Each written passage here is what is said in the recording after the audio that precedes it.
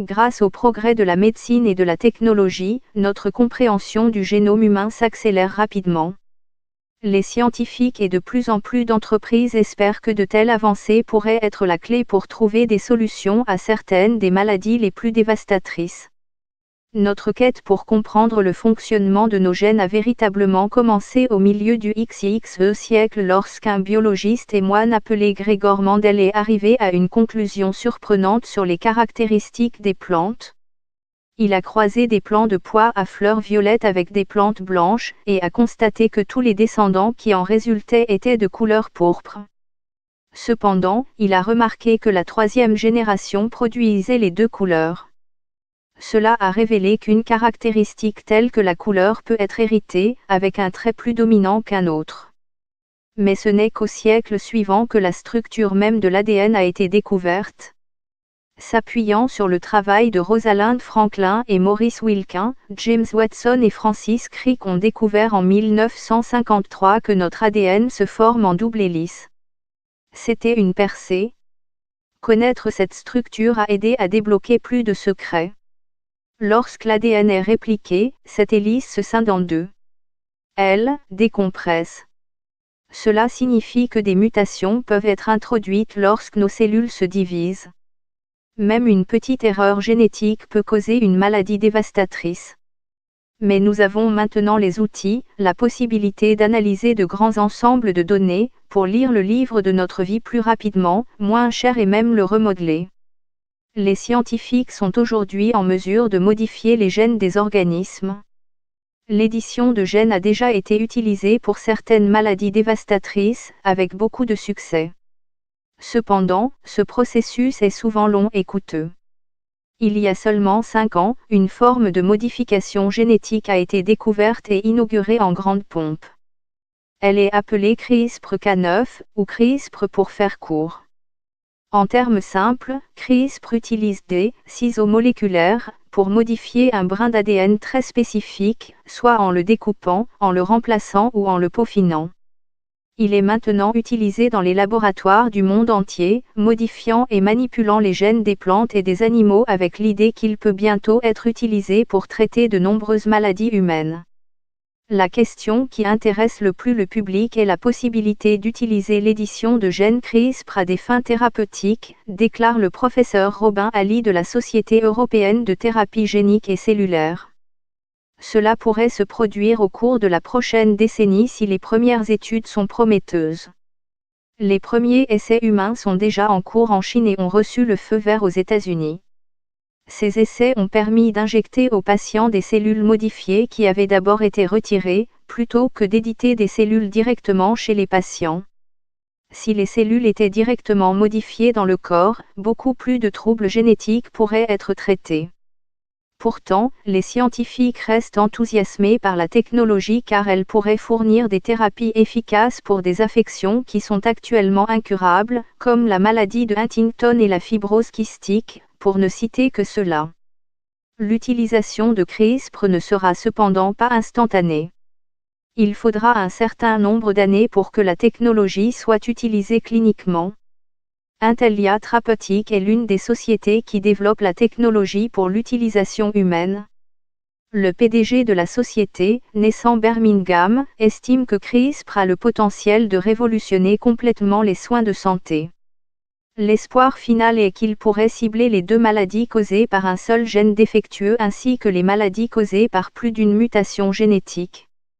Intellia a montré, explique-t-il, qu'une seule injection chez un animal peut ralentir la production d'une protéine toxique de 97%. Avant de pouvoir être utilisé chez l'homme, tout médicament devra faire l'objet d'essais approfondis et être réglementé par les autorités compétentes.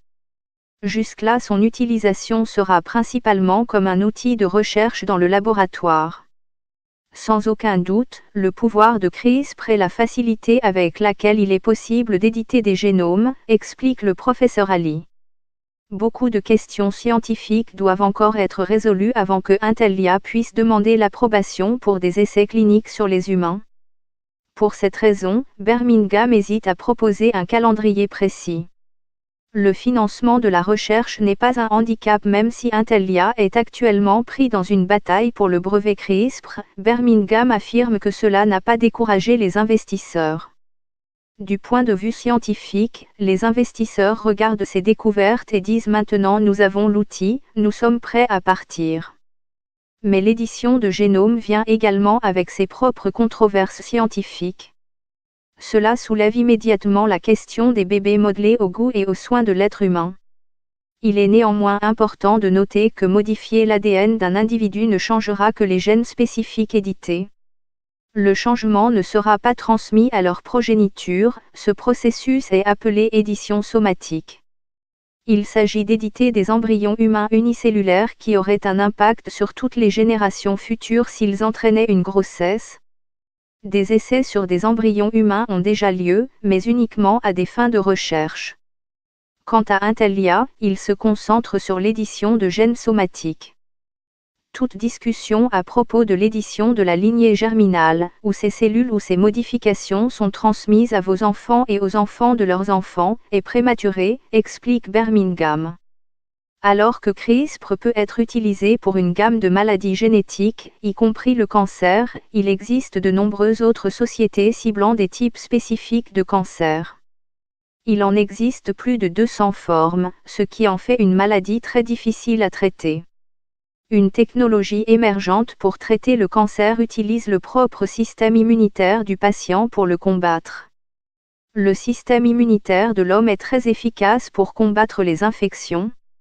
Certaines de ces machines, qui combattent les infections dans notre sang sont des globules blancs appelés cellules T, qui recherchent spécifiquement des signes d'infection.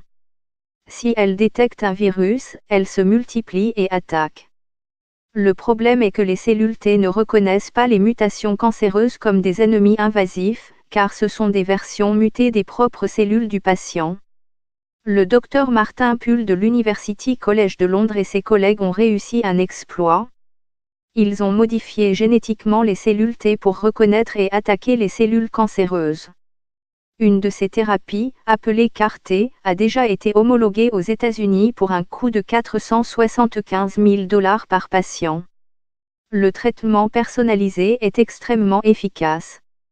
Il traite les enfants et les jeunes atteints de leucémie lymphoblastique aiguë et a un taux de rémission de 83% à partir d'une dose unique, selon Novartis, la société qui a fabriqué le médicament. Il n'y a eu rien de tel depuis une génération, explique le Dr Puhl.